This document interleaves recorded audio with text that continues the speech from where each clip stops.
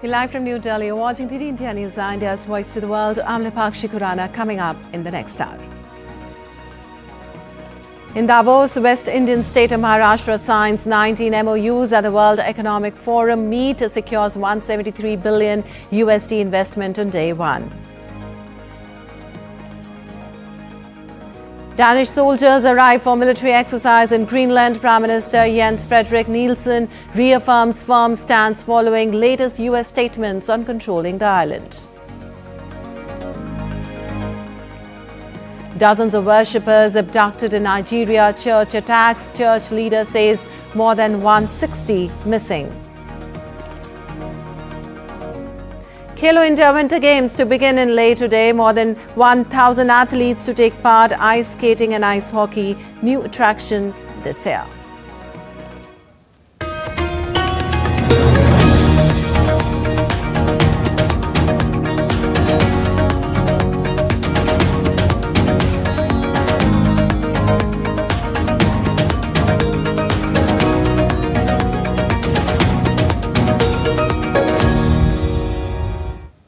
And first, updates from World Economic Forum in Davos. First, West Indian state of Maharashtra opened WEF 2026 with a record $173 billion USD in investment on the first day of the annual meeting. State government of Maharashtra on Monday signed 19 MOUs involving investment commitments worth $173 billion USD and over 15 lakh jobs on the first day of the annual meeting in Davos.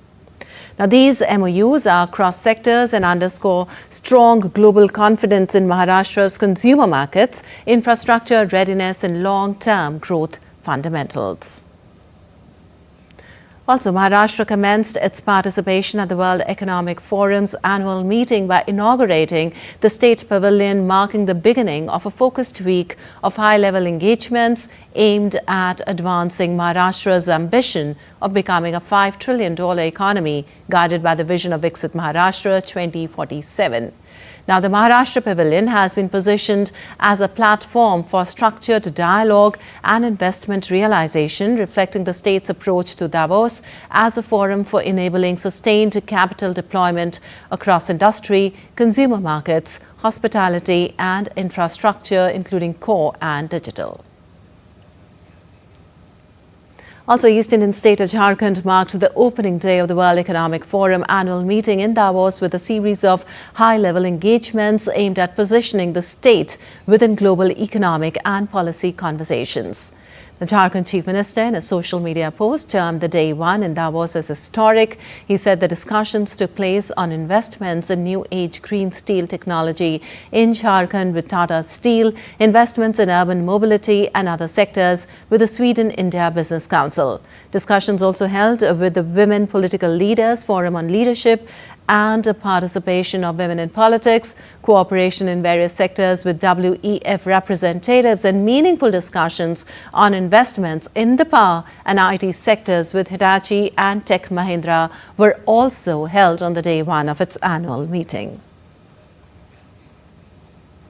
A Northeast Indian state of Assam made its debut at the 56th World Economic Forum in Davos on Monday, positioning itself as India's fastest growing state and a prime destination for green energy, semiconductors and tourism investment. Well, Chief Minister Himanta Biswa Sarma has created history by becoming the first Chief Minister from Assam to attend the World Economic Forum annual meeting in Switzerland. His participation at WEF Davos 2026 being held from 19th to 23rd of January marks a significant milestone in positioning Assam on the global economic and policy-making stage. Highlighting Assam's strengths, Chief Minister Sarma urged global investors to invest in emerging state and emerging economy. We want to send a message that Assam is now an emerging state, emerging economy. So when you are thinking of investing in India, you can consider Assam as one of the destination. Assam is now officially we are the fastest growing state in the country. While talking to Indian news agency ANI, Sarma said the growth of Assam and Northeast are interlinked. He said any development in Assam benefits the whole of Northeast. We do not see Assam in isolation of Northeast, because when something happens in Assam, we are so interconnected that you cannot say that this is for Assam and this is not for Northeast. Like when Tata sets up semiconductor industry, it may be geographically in Assam, but it has to be for all northeastern state.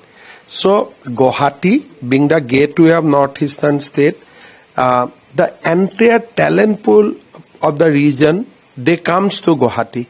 So Assam provide that ecosystem or opportunity to the youth of entire northeast.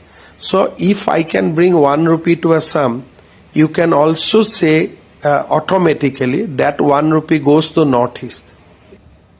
And European leaders take the stage on Tuesday at the gathering of global elites in Davos. US President Trump will deliver a speech on Wednesday and participate in other events on Thursday. European Union Chief Ursula von der Leyen and French President Emmanuel Macron will address the forum on Tuesday, along with Chinese Vice Premier He Lifeng and Canadian Prime Minister Mark Carney. Leaders from the 27-nation bloc will hold an emergency summit in Brussels on Thursday to discuss their response to one of the gravest crises in years to hit transatlantic ties. And Union Minister of Civil Aviation Ram Mohan Naidu Kinjarapu had a productive discussion in Zurich with the leadership of Zurich Airport Limited on India's fast-evolving aviation landscape. Discussions with Lukas Brossi, CEO, and Daniel Bircher, MD of Zurich Airport International AG, focused on the development and operationalization of Jewar International Airport, global aviation trends, and emerging investment opportunities in India.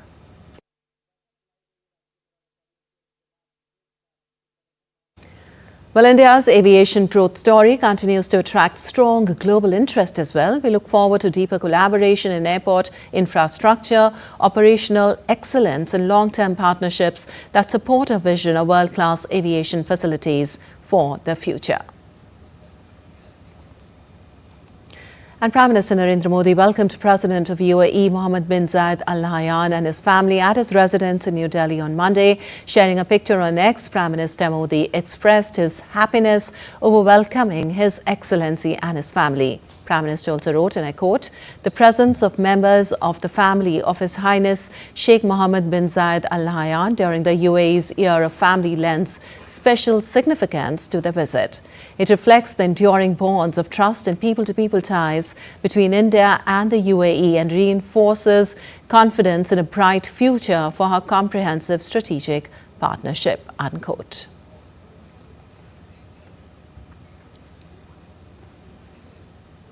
Well, India and UAE also share a multifaceted relationship that has evolved significantly over the past few decades. Sheikh Mohammed bin Zayed Al Nahyan's visit to India gives impetus to the bilateral relations between the two nations. Here's more.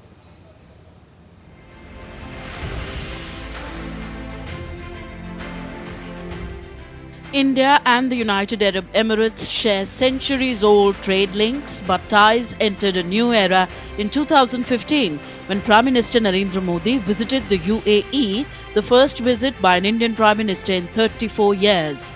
Since then, India-UAE relations have seen a transformational shift driven by strong political trust and a rapidly expanding economic partnership. Prime Minister Modi has visited the UAE 7 times in the last decade. During his 2019 visit, he was conferred with the UAE's highest civilian honor, underlining the deepening strategic bond between the two countries. Economic cooperation gained major momentum with the signing of the Comprehensive Economic Partnership Agreement, or CEPA, in 2022. Under CEPA, tariffs have been reduced or removed on over 80% of products, giving UAE exports greater access to the Indian market. The agreement has boosted trade, empowered MSMEs, created jobs, and opened new business opportunities. Along with CEPA, initiatives like the local currency settlement system have strengthened economic ties. Today, the UAE is India's third largest trading partner.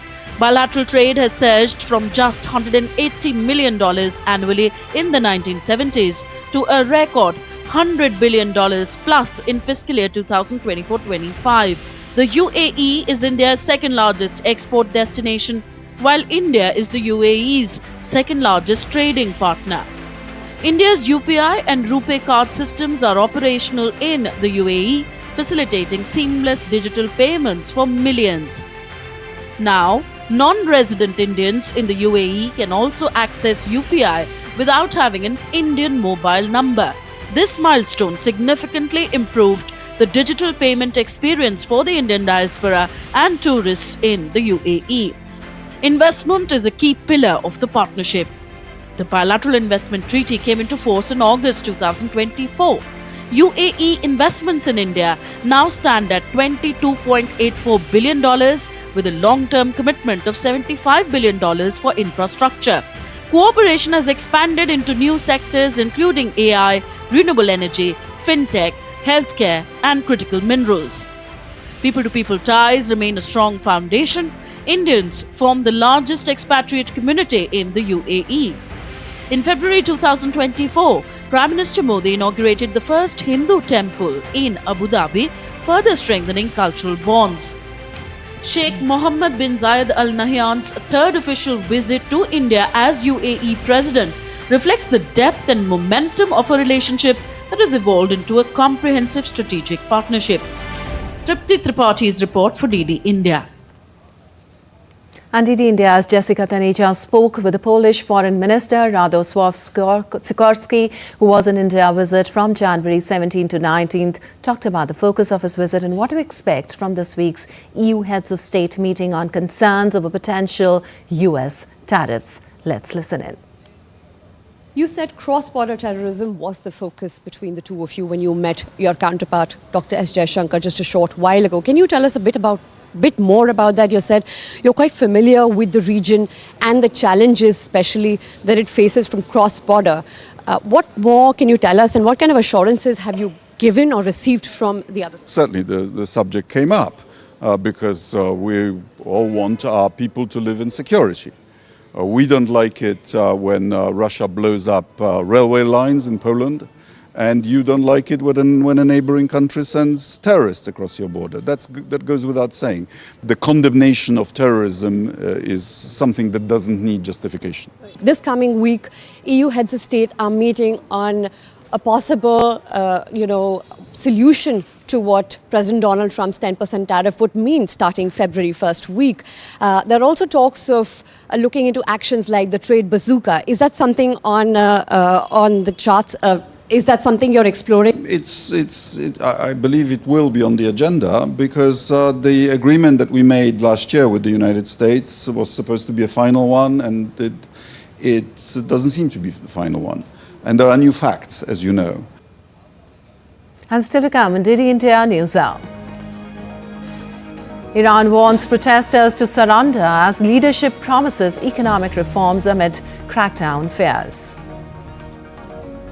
Guatemala declares state of emergency after gang attacks, calls grow for iron-fisted crackdown.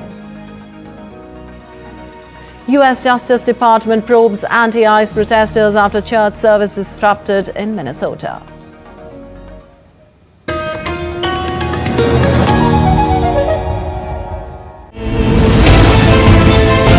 Geopolitics and trade deals. Economic challenges amid development. Hard work and the path to prosperity. It's the economy always. Between walkers, money is what money does and says. Supply creates its own demand. Between the bulls pulls and bears tears. When supply chains globalization and India rises to the podium. We'll get you centered with the Economic Brief at 8 p.m. every Thursday on DD India.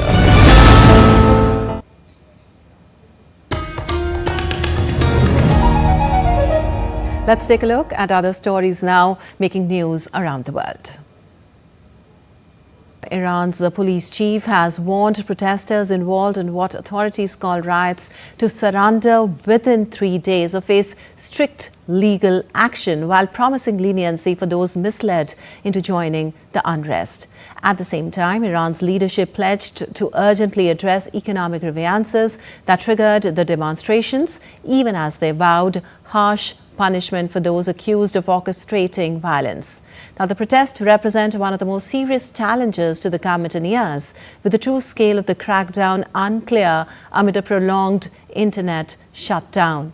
The UN has raised concerns over possible executions, calling them a tool of intimidation. Limited internet access is also expected to be gradually restored.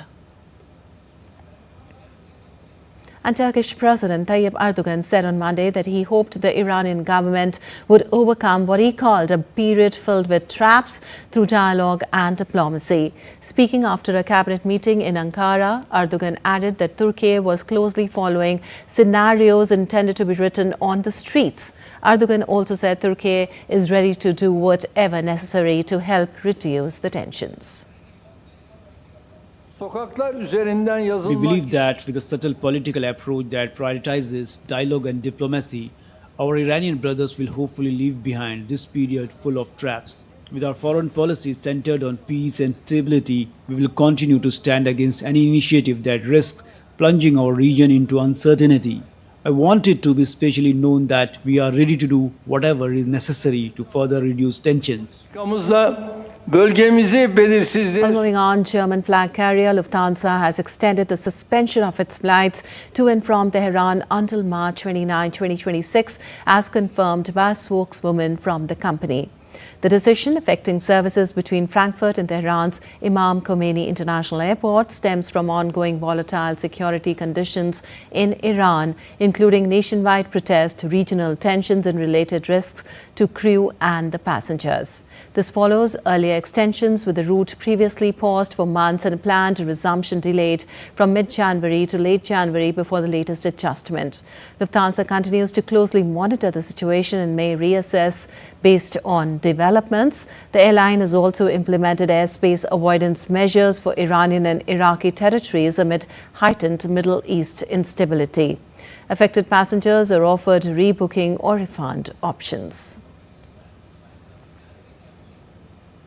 And Syrian President Ahmed al-Shara and US President Donald Trump discussed developments in Syria during a telephone call on Monday, with both the leaders emphasizing the need to guarantee the Kurdish people's rights and protection within the framework of the Syrian state, according to a statement from the Syrian presidency. The conversation, which occurred a day after Damascus reached a landmark integration deal with the Kurdish-led Syrian Democratic Forces, including an immediate ceasefire and truce, also affirmed the importance of preserving Syria's territorial unity, independence and sovereignty. The leaders voiced support for ongoing counter-terrorism efforts, particularly cooperation to combat remnants of the Islamic State group. This follows Shara's recent decree recognizing Kurdish cultural, linguistic and civil rights, including Kurdish as a national language. The call underscores strengthened US-Syria ties under the Trump administration amid efforts to stabilize the country post-Assad era. And armed gangs known as bandits stormed multiple churches in Kerman Valley village, Kajuru district of Kaduna State, northern Nigeria, on Sunday during services, abducting worshippers in a brazen mass kidnapping.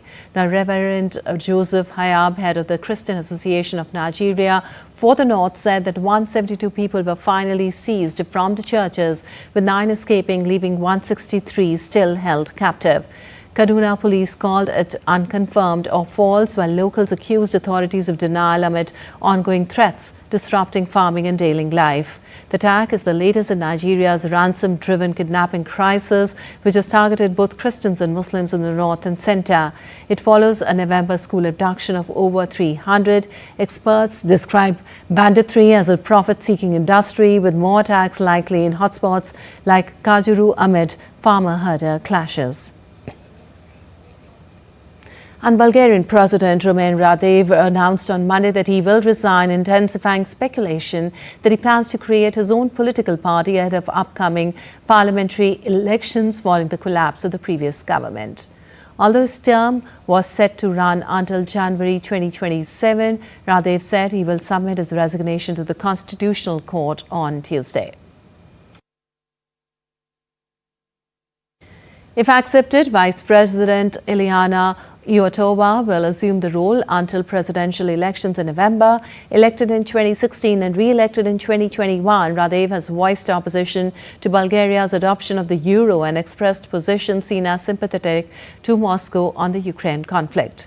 His resignation comes amid prolonged political instability, with Bulgaria facing its 8th parliamentary election in 4 years. Today's political class betrayed the hope of Bulgarians by compromising with the oligarchy. Two-thirds no longer vote and a new public contract is needed. Our democracy will not survive if we leave it to corrupt individuals, appeasers and extremists. It depends on the personal commitment of each of us. Well, Guatemalans called for an iron fist to stamp out the gang violence after the murder of 9 police officers and riots in several prisons, which led to the declaration of a state of emergency. On Sunday, suspected members of the notorious Barrio 18 gang carried out a wave of attacks on the police after security forces put down a prison mutiny. 8 officers were killed on Sunday and a 9th died of his injuries on Monday. President Bernardo Arevalo declared a 30-day emergency on Sunday over the violence, which caused a deep shock among Guatemalans. He called for Guatemala's government to emulate the iron-fisted policies of President Nayib Bukele of neighboring El Salvador. Bukele has imprisoned tens of thousands of men without charge as part of a war on gangs, which has led to a sharp drop in El Salvador's murder rate, but caused an outcry over human rights abuses. And U.S. Justice Department has said it is investigating protesters who disrupted a Sunday service at a Minnesota church because they believe a pastor there works for Immigration and Customs Enforcement. Well, the Justice Department officials accused the protesters of desecrating a house of worship and said they will investigate them for civil rights violations. Now, anti-ICE protests continue in the state against President Donald Trump's immigration crackdown, and the Pentagon reportedly placed 1,500 soldiers on standby for possible deployment. On Sunday, U.S. Attorney General Pam Bondi vowed to exercise the full force of federal law against the demonstrators who interrupted the service at the city's church in St. Paul. Later on Monday, Assistant Attorney General Harmeet Dillon said on X that the Justice Department will pursue federal charges in this case. Also in a statement, Department of Homeland Security said it has made more than 3,000 arrests in the Twin Cities since Operation Metro. DHS also said it does not confirm or deny the identities of its agents, as publicizing their identities puts their lives and the lives of their families at serious risk. Now, thousands of ICE agents are in Minnesota as part of a surge by the Trump administration after his election pledge for the biggest deportation operation of undocumented migrants in history. Well, the most consequential test of the U.S. Federal Reserve's independence in more than a century of existence comes before the Supreme Court this week, with the world watching whether the court will shield the central bank from political influence as Congress intended, or allow President Donald Trump to fire members of the Fed as he sees fit. Dismissed Fed Governor Lisa Cook and Fed Chairman Jerome Powell contend that Trump's anger over lingering high interest rates is the real motivation behind Cook's attempted firing and, more recently, threatened criminal charges against Powell. Cook sued the administration, and a lower court ruled she could keep a job pending a hearing. Trump then appealed, setting up for January 21st a showdown at the Supreme Court. Well, Britain is considering a range of measures to better protect children online, including an Australian-style ban on social media for those below a certain age and tougher guidance for use of mobile phones in schools. The proposals come as governments and regulators worldwide contend with the risk of exposing children to social media, as well as the impact of screen time on their development and mental health. The government, in a statement, said it would examine evidence from around the world on a wide range of suggested proposals, including looking at whether a social media ban for children would be effective, and if one was introduced, how best to make it work. Now, the government did not mention a particular age limit, but said it was exploring a ban for children under a certain age. Now, according to the statement, ministers will visit Australia, which last month became the first country to ban social media for children under 16 to learn from their approach. And still to come on DD India Newshour. Indian Navy's INS Doordarshan sets for sail on the 10-month trans-oceanic expedition. Security tightened across Kashmir ahead of Republic Day celebrations. And we'll get you weather updates from India and around the world.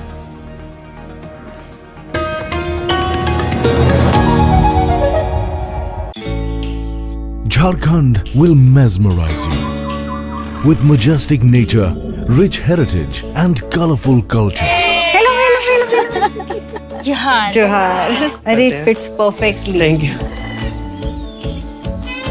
Full workout हो गया. Ready?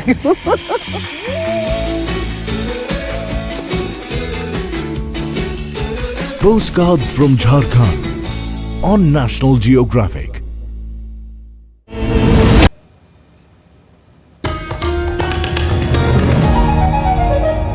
Welcome back. You're watching DD India News. I'm Lipakshi Kuran, and moving on, the Indian Navy's sail training ship INS Doordarshan embarks on the flagship voyage of Lokayan 26 on Tuesday, a 10-month trans-oceanic expedition. Reflecting India's rich maritime heritage and the vision of Vasudhaiv Kutumbakam across the oceans, the ship will sail over 22,000 nautical miles, visiting 18 foreign ports across 13 countries. A key highlight of the deployment will be INS Doordarshan's participation in prestigious international tall ship events, Escale Cité in France and Sail 250 in New York, USA. In both these events, INS Doordarshan will be representing India's proud seafaring legacy and maritime traditions. During the course of the voyage, over 200 Indian Navy and Indian Coast Guard trainees will undergo intensive sail training, gaining invaluable experience in long-range ocean navigation and traditional seamanship at the sea. And the Government of India has invited approximately 10,000 special guests from diverse walks of life to witness the 77th Republic Day Parade on January 26, 2026 at Kartavya Path in the national capital, New Delhi. The invitees include meritorious citizens, exemplary workers and representatives from various sectors who have made significant contributions to the society. The special guest will have the unique opportunity to view the Grand Parade up close and interact with the respective union ministers, fostering greater public engagement with national leadership. This initiative aims to honor outstanding individuals and enhance inclusivity in the Republic Day celebrations, reflecting the theme of collective national pride and progress. In keeping with the Convention of Security Protocols, due to heightened vulnerability, security forces have intensified sanitization and area domination exercises across Kashmir ahead of Republic Day to ensure smooth and peaceful celebrations in the valley. And on some weather updates from around the globe now, large parts of north and northwest India are set to experience a spell of active and changeable weather beginning January 20th as fresh western disturbances move across the region. The coming days will bring a mix of rainfall, snowfall, dense fog, cold wave conditions in the hills and thunderstorms accompanied by gusty winds in the plains. The western disturbances expected to intensify participation over Jammu and Kashmir, Ladakh, Himachal Pradesh and Uttarakhand before spreading rainfall into Punjab, Haryana, Uttar Pradesh, Rajasthan and Delhi. Well, in the United States, law enforcement officials said on Monday they were working to clear roads after a 100-vehicle crash occurred on snow-blanketed roads in the northern state of Michigan. Michigan State Police said a multi-vehicle crash on I-196 involving big rig trucks and other vehicles has left several people injured with no fatalities reported. The collision caused multiple vehicles to slide off the road. The incident included 30 to 40 semi-trucks piled up and blocking the typically busy interstate road, which remained closed hours later. Officials warned drivers to reduce their speed as hazardous conditions persisted, with the winter storm continuing to blanket the region in snow and temperatures, including wind chill, expected to plunge to -8 degrees Fahrenheit. And in Mozambique, several floods from heavy rains have forced thousands to flee homes and left some stranded on roofs as surging waters swamp settlements. Rescue teams and volunteers have been using small fishing boats to reach survivors. The floods have directly impacted lakhs of people, with over thousands of houses flooded and widespread damage caused to roads, bridges and health centers. The southern African country has been hit by frequent weather-related disasters that scientists say they have been exacerbated by climate change. And devastating wildfires in Chile have claimed at least 19 lives as the government carried out mass evacuations and fought nearly 24 blazes exacerbated by intense heat and high winds. In response to the escalating crisis, Chilean President Gabriel Boric met with President-elect Jose Antonio Cast on Monday to discuss the wildfire emergency affecting the Nuble and Biobío regions. Speaking to reporters after the meeting, Boric confirmed that at least 19 people had died and warned that the number of homes destroyed was likely to rise significantly. While Chile's CONAF forestry agency said that firefighters were battling 34 wildfires across the country, with the largest blazes concentrated in the Nuble and Biobío regions.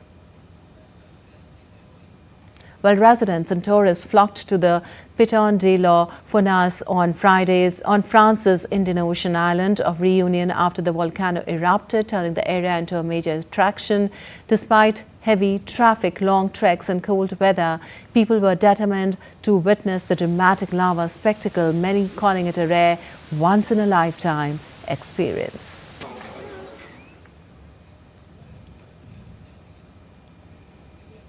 And now let's take a look at other stories making news today.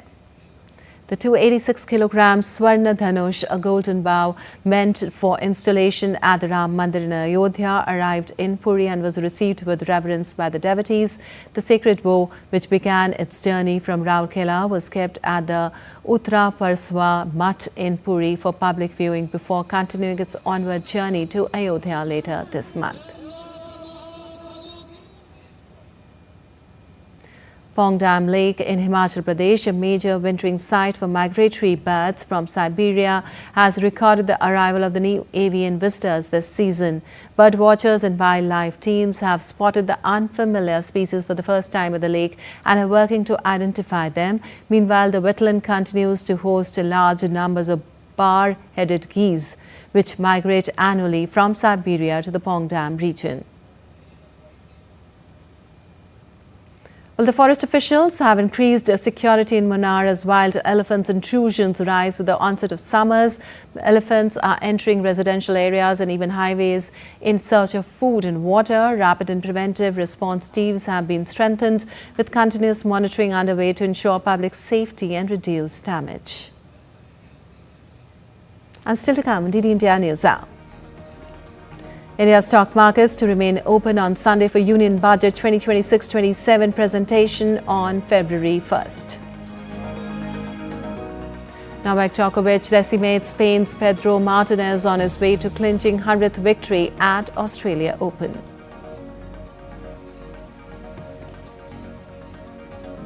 An Italian fashion icon, Valentino Garavani, passes away at 93, leaving legacy of red carpet glamour.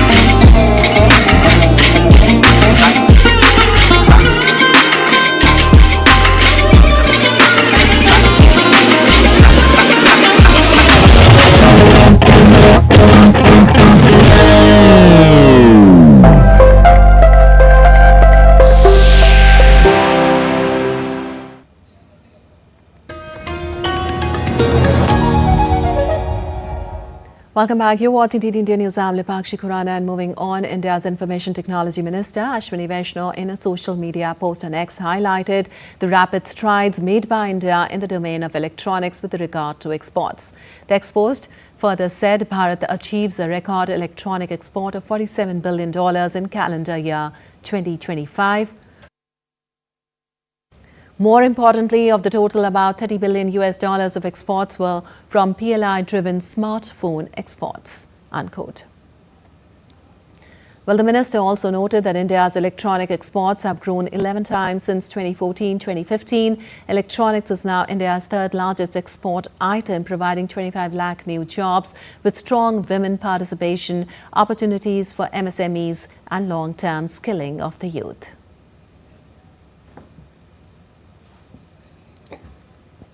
Well, in a rare move, India's stock markets will trade live on Sunday, February 1st, 2026, coinciding with the presentation of the Union Budget 2026-27 by Finance Minister Nirmala Sitharaman at 11 a.m. NSE and BSE declared it a special trading day to enable real-time price discovery. Despite it being a Sunday, both the NSE and BSE will remain open for live trading on February 1st this year. The reason? The Union Budget for financial year 2026-27 will be presented in Parliament by Finance Minister Nirmala Sitharaman at 11 a.m. on that day. In circulars to investors, the NSE and the BSE said they will conduct a live trading session on February 1st as per standard market timings, declaring it a special trading day. As per the exchanges, the pre-open session will begin at 9 a.m., followed by normal trading from 9:15 a.m. to 3:30 p.m. Speaking on January 15th, when the BMC elections were underway, the head of the NSE explained how stock markets function. We have to work as per the requirement of the society. Like today, we have kept holiday because of the BMC elections. And on a Sunday, when budget is there, where everyone wants to participate in the market, we have to keep it open. Market participants have welcomed the decision to keep markets open on budget day, saying it will allow real-time price discovery while preventing sharp volatility, which is typically witnessed after a major event such as the presentation of the Union Budget. The Union Budget is closely tracked by investors as announcements related to taxation, fiscal health, capital expenditure and sector-specific incentives often trigger sharp movements in equities. The Union Budget is being presented on a Sunday after a gap of 27 years. On 28th February 1999, I remember the budget was presented on Sunday by the then Finance Minister Yashwant Sinha. It is now after 27 years that the budget on 1st February will be presented on a Sunday. And because the budget would be presented on Sunday, so how could the stock markets decouple themselves from such a landmark day or such a landmark announcement? So the stock markets are going to be open on 1st of February, that is Sunday, which is a usual holiday for stock markets. So all the traders, investors, analysts, they can probably consider Sunday 1st of February as a working day. Well, the stock markets will remain open. Historically, the Union Budget was presented on the last working day of February. However, in 2017, the government advanced the presentation to February 1st to ensure proposals are implemented by the start of the new financial year in April. Last year as well, when February 1st fell on a Saturday, markets were kept open. Well, International Monetary Fund raised its forecast for India's economic growth in the fiscal 2026 by 0.7 percentage points to 7.3%, citing strong momentum. The upgrade follows a revision earlier this month by India's National Statistics Office, which raised its estimate for growth to 7.4% in the year ending March 31st, above the government's initial projection of 6.3% to 6.8%. In its World Economic Outlook report released published on Monday, the IMF said the upward revision for fiscal 2026 reflected better than expected outturn in the third quarter of the year and strong momentum in the fourth quarter.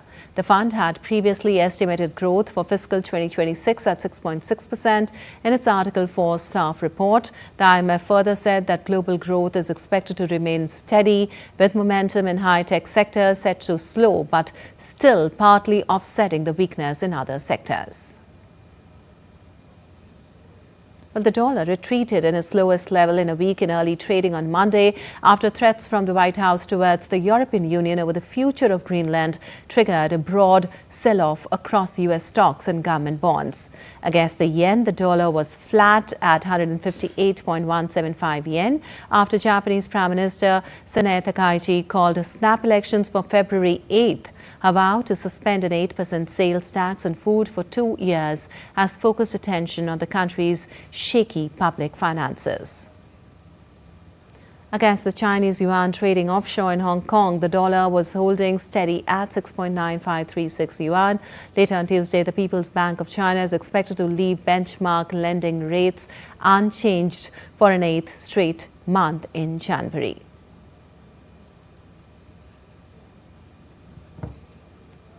Well, you're watching DT India Newshour. Time now for some sports news. The stage is set in the Union Territory of Ladakh. The home of India's ice sports is ready to welcome the nation's winter warriors as the 6th edition of the Khelo India Winter Games returns with renewed excitement and energy.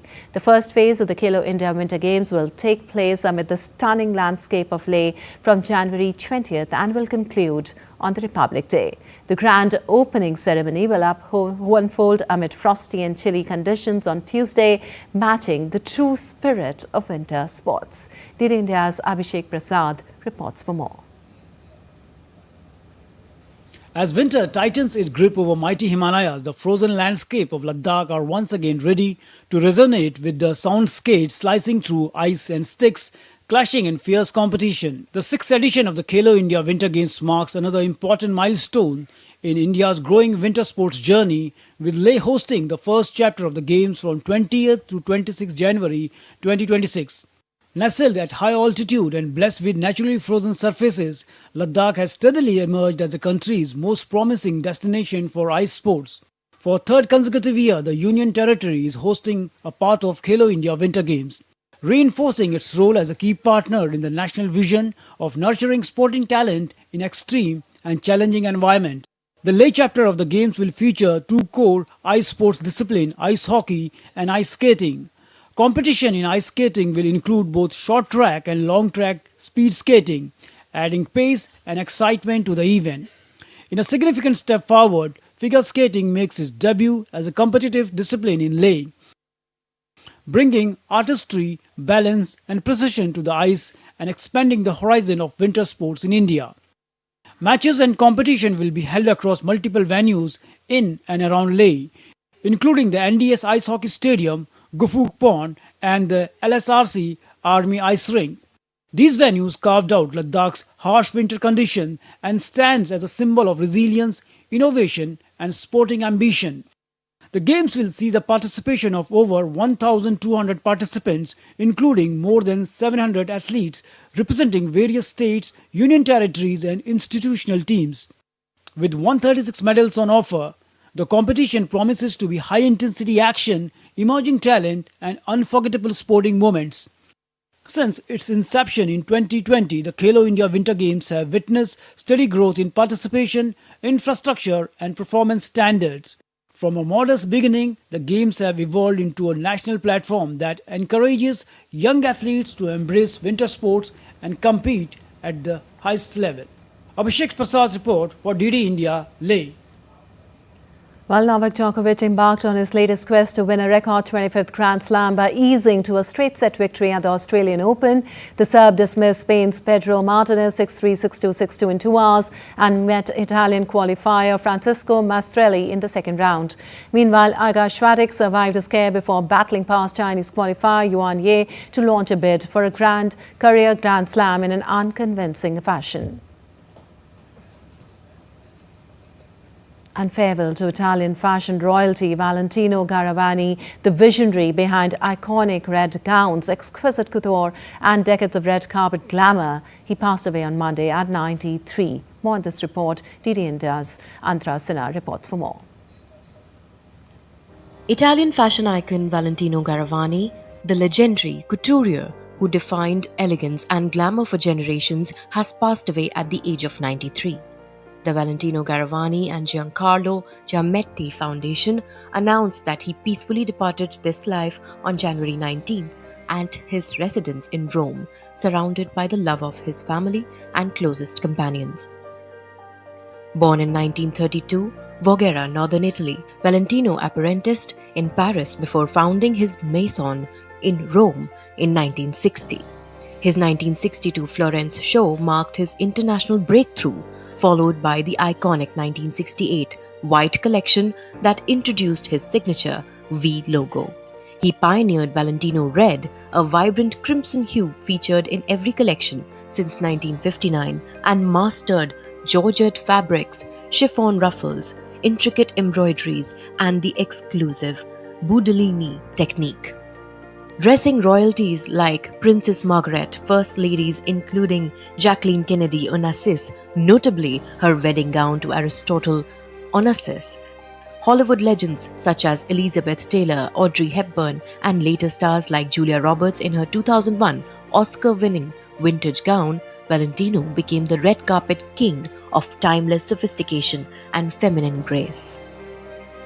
His legacy influenced global luxury for over 6 decades as fashion's last emperor. Antra Sinha for DD India. All right, that's all for this edition of DD India News Hour, but let us know your thoughts on the news of the day. We'll be back with more news as it breaks here on DD India. I'm Lipakshi Khurana from all of us here in Delhi. Thanks for watching DD India News Hour.